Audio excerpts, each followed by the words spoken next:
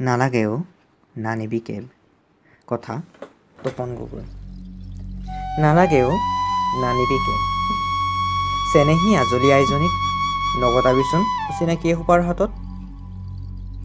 এদিন দেখোন তয়ে ওলাইছিলি আইক ৰখো বুলি হাতত হেং দাং তুলি। ক্ষমতাৰ লোভত শাসনৰ খকত কিয় বাৰু তই নিজক পাহৰিছ?